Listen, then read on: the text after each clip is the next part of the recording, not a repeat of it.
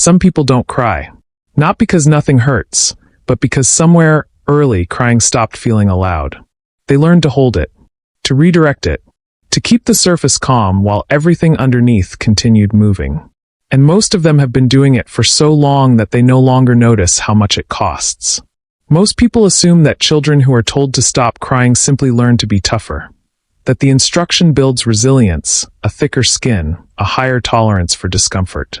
That assumption is not without foundation, but it misses what actually happens inside a child when emotional expression is shut down, what they learn to believe, not just to do.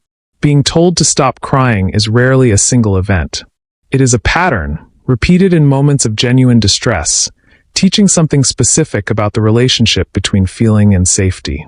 The message is not always harsh. Sometimes it is impatience, sometimes embarrassment, sometimes what feels from the adult's side like practical love. Don't let the world see you like this. But from the child's side, the message lands differently. What they absorb underneath the words is not toughen up. It is, your pain is inconvenient. Your need is too much. That absorption does not stay in childhood. It does not stay attached to tears. It generalizes, spreading across emotional expression, across need, across the entire interior life of the person who received it. People who were told to stop crying often grow into adults who manage emotions with extraordinary precision. Functional, composed, described as strong. That strength is real. It carries a cost. The common belief is that emotional suppression is simply discipline, the ability to regulate one's feelings rather than being controlled by them. That people who don't cry in public are simply more mature. Emotional regulation and emotional suppression are not the same thing. One involves processing and managing feelings. The other involves denying they exist. They look identical from the outside. Inside, they are nothing alike. To understand this psychology, you must return to the moment the message was delivered, and understand what a child in genuine distress actually needed instead. You are 4 years old, and you are crying. Maybe you are hurt, maybe frightened. Maybe you have lost something small that felt enormous to you. The tears are not performance. They are your only language. And then the message arrives. Stop crying. You're fine. The words may be gentle or sharp, but the signal is the same. What you are feeling is not welcome here. Not ever. You don't yet have the ability to process this, but you have everything needed to absorb it. So you swallow the feeling, quiet the tears, and learn something you will carry for decades. You are 6 and something frightening happened at school. You want to be held and told it will be okay. But you remember what happens when you cry. So you walk home quietly. You are very good at walking home quietly. By 7, the gap between what you feel and what you show is already significant and continuing to grow. You are 8, and a film makes you want to cry, something about loss, something that touches something real. You feel the feeling rise, and then you feel yourself shut it back down. Nobody told you to do this in this particular moment. The lesson has moved inside. You are doing it to yourself automatically, because it is the only way you know to be safe. You are 10, and a friend says something that genuinely hurts you. You do not cry. You do not say it hurt. You make a small adjustment to your expression and carry it home. You are becoming skilled at carrying things, at having a public face and a private interior, at navigating through management rather than expression. You do not yet know what this will cost. You are 12, and someone close is going through something difficult. You feel the urge to cry on their behalf, empathy sharp enough to have edges. You hold it, showing it would feel like weakness. The prohibition on your own tears has extended into a prohibition on tears in general. A belief that feeling is something to manage, not move through by anyone. You are 15, and something genuinely devastating happens. The kind of thing most people would cry about. And you don't. You go still and you handle it. People say you are so strong. They mean it as a compliment. You accept it as a compliment. Neither of you understands that the stillness is not strength. It is a door that has stopped opening. You are 17, and in a moment alone the feeling finally breaks through. The crying, when it finally comes, is overwhelming, out of proportion to the immediate moment, because it is carrying years. You are surprised by it, frightened by its size. When it passes, you feel not relieved but ashamed. You decide quietly that this must never happen again. You tighten the lid back down. The behavioral patterns that develop in people who were told to stop crying are consistent and interconnected. A psychological profile shaped by the systematic suppression of emotional expression from very early in life. Emotional numbness is common, a flatness to the interior that is not indifference but the result of long suppression. The feelings are there. They have become difficult to locate. Many develop alexithymia, difficulty identifying and describing emotional states. They can report that something is wrong without naming what they feel. The vocabulary was never built because emotions were never allowed. They often struggle in close relationships, not because they don't care, but because intimacy requires emotional access that was trained out of them. Love is present. The language for it is limited.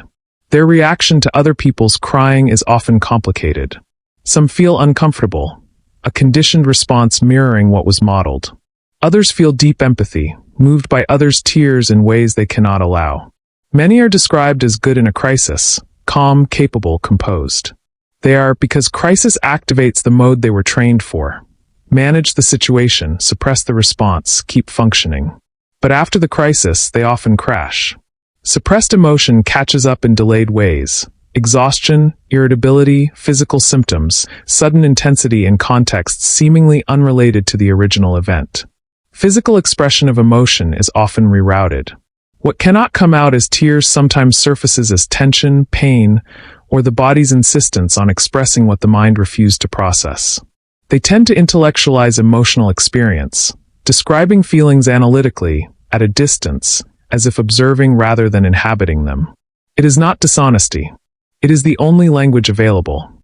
Their relationship with anger is often more accessible than with sadness. Anger was less forbidden in many contexts. It became the available outlet, the emotion permitted when others were not. What would you say, honestly, when you recognize this pattern? Have you ever watched someone go very still in a moment that would have moved most people, and wondered what it cost them? Many who were told to stop crying describe a specific adult experience.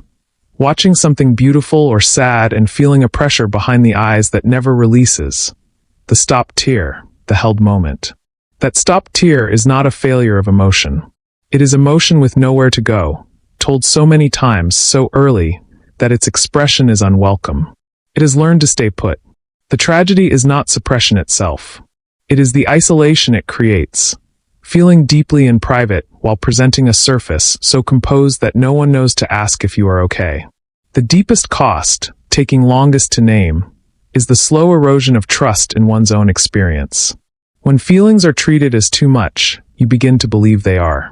Psychologists have studied emotional suppression extensively, and the findings are sobering. Suppressing emotional expression does not reduce the intensity of the underlying emotion. It increases it. Research by James Gross at Stanford shows that suppression, actively inhibiting outward emotional expression, creates physiological rebound. The body experiences emotion more intensely even as the face shows nothing. This has neurological implications. The amygdala does not distinguish between external danger and suppressed internal experience. Both activate the same stress response systems at essentially the same intensity. Chronic emotional suppression in childhood is associated with elevated cortisol levels and changes in how the stress response system functions. The stress system gets set to a measurably higher baseline. Bessel van der Kolk's research has documented how unprocessed emotional experience is stored somatically, in the body's own tissue, when it cannot be released through normal channels of expression. Research on alexithymia shows it develops most reliably in environments where emotional expression was discouraged, invalidated, or met with negative response from the people the child depended on most. Attachment research is deeply relevant here. Emotional attunement, having a caregiver who mirrors and validates emotional states, is fundamental to emotional intelligence. When attunement is absent, emotional literacy suffers. Studies on long-term emotional suppression link it to elevated rates of anxiety, depression, and cardiovascular disease. The connection between suppression and physical health is not metaphorical. It is physiological. What research also shows is that this damage is not permanent. The nervous system retains the ability to learn new emotional responses. Adults can develop the literacy they were denied in childhood. Therapy modalities focused on emotional processing, somatic therapies, internal family systems, emotionally focused approaches, have demonstrated measurable neurological changes in adults who develop new relationships with their own experience. You are 6, watching a parent react to someone else's tears with impatience. You are not the one crying, but you are learning, absorbing the lesson that tears are something to fix, not witness. That lesson is taught not through direct instruction alone, but through reaction, through the emotional climate of a home, through 1,000 small signals about what is welcome. You are 8, and you scrape your knee badly. An adult says don't be a baby about it. You blink back the tears. Something small but important changes in how you understand yourself. You have learned that pain requires management, that responding to it honestly, the way your body is designed to, is something to be ashamed of. That lesson will generalize far beyond scraped knees. You are 10 and a pet dies. You love this animal. You cry briefly and alone, then present a composed face. Nobody checks whether you are okay. The composed face is accepted as sufficient. It is the acceptance that teaches more than any instruction could. When the composed face is enough, and no one looks underneath, the child learns the interior does not matter. You are 12, and a classmate cries at school. You watch the discomfort, the redirecting, the quick attempt to make it stop. You register everything. The lesson is reinforced again. You are 14 in your first heartbreak. The sadness is enormous and specific. The first real grief of your life. You sit with it alone in your room, and let no one see.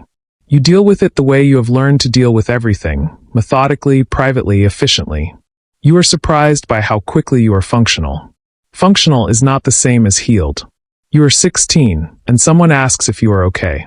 You say yes.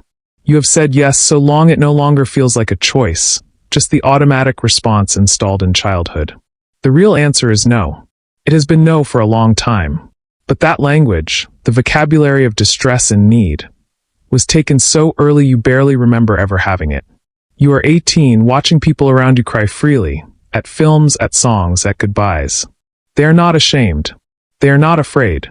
You watch them with something that feels like longing.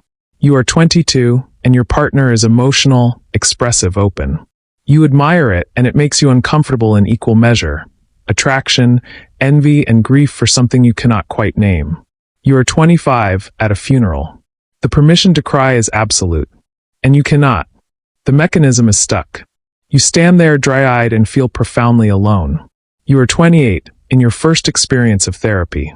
The therapist asks how you feel. You give an analytical answer. They ask again, not what you think. What do you feel? You pause. That pause is not performance. It is genuine confusion. The question, what do you feel, is harder than it should be. It feels like a room you were locked out of long ago. You are 30, and something breaks you open. Not a crisis, something gentle. A piece of music. A moment of being seen. And the tears that come are not frightening this time. They are unfamiliar and enormous, carrying grief for all the times they should have come and didn't. But they are not frightening. And when they pass, you feel something you struggle to name. The word, when it finally arrives, is relief. You have been holding the water back for 30 years. For the first time, you understand what it might mean to put the dam down. You are 35, learning, slowly, with practice and frequent backsliding, that emotions are not emergencies. That crying does not mean falling apart. That vulnerability is not the same as destruction. You are 40, and you cry at something small, a commercial, a kindness from a stranger, a song catching you off guard. You feel the familiar embarrassment. Then you let the tears come. You are 45, and someone you love is hurting. You sit with them. You do not say stop. You say, I see you. Nobody ever said that to you. You are saying it anyway. You are 50, looking back at the held tears. The funerals where you stood dry-eyed, the grief carried silently, the times you said yes when the answer was no, with compassion. You are 55, and you have taught yourself a new language, imperfectly, with chapters still ahead. The room that was locked is open now, at least part of the time. That matters. You are 60, with someone younger who is crying and ashamed. You do something that took a lifetime to learn. You sit down beside them, say nothing, and simply stay. That staying is the whole lesson, one that took 60 years and cost more than it should have. It required no expertise. only the willingness to stay present with feeling rather than ending it. Each of these scenes is small. All are part of the same story. What happens when the most natural human response to pain is treated as a problem, and what reclaiming it requires. The most meaningful scene is not dramatic. It is the quiet moment when you realize you are no longer holding back. Not because nothing hurts, but because you finally have permission. Your own. And the moment after, when someone cries, and you do not reach for the old instruction, and you do not say stop. You simply stay. That is where the inheritance ends. Breaking the pattern requires relational courage. The willingness to be present with another person's pain without the impulse to manage it. It is built slowly, the same way the suppression was. Today's culture is having a more visible conversation about emotional suppression, particularly in boys and men, who are more likely to have received the stop crying message and received it more harshly. The phrase "boys don't cry" has been recognized widely as psychologically harmful, and the cultural conversation around male emotional suppression has grown significantly in recent decades. That progress is worth acknowledging. But emotional suppression is not exclusively gendered. Girls and women told to compose themselves and be strong carry the same psychological architecture. The instruction crosses all gender lines. In many families and communities, emotional stoicism is not merely expected but revered, a mark of character, passed down through generations as something to be proud of and emulated. In those contexts, naming the cost of stoicism means finding a vocabulary that often does not exist in the tradition. That framework was never offered to them.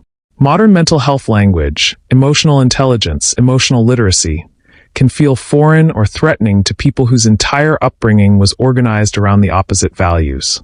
There is a paradox in contemporary culture. Emotional expression is increasingly celebrated, yet the capacity for genuine expression requires a foundation many were never given. Performing emotion is not the same as feeling it. In a world rewarding emotional expressiveness, people trained out of genuine expression can find themselves performing the right emotions without inhabiting them. A different but equally real disconnection. Research on intergenerational transmission shows adults who were told to stop crying are more likely to meet their children's tears with impatience or suppression. Not from cruelty, but from the only model they knew. Consider this. What was the emotional climate of your childhood around crying? Was it welcomed, tolerated, or discouraged? And how does that climate live in you now, in how you respond to pain? There is something deeply moving about a person who was told to stop crying and learned, at real cost, to start again, recovering an emotional capacity that is not weakness but profoundly human. The tears held for years carry something real when they arrive. They are not a sign of collapse but of arrival. Acknowledgement of things that deserve to be felt and never were. Emotional expression is not the opposite of strength. In its fullest form, it is strength itself, the courage to be present with what is happening inside you, and to let it move. The child who was told to stop crying deserved to be held. To be told, "I see you are hurting. I am here. You are allowed to feel this." They deserved someone who could stay. If this resonated, share it with someone who needs to hear it. In the comments, what is one feeling you were taught to hide as a child that you are only now beginning to feel?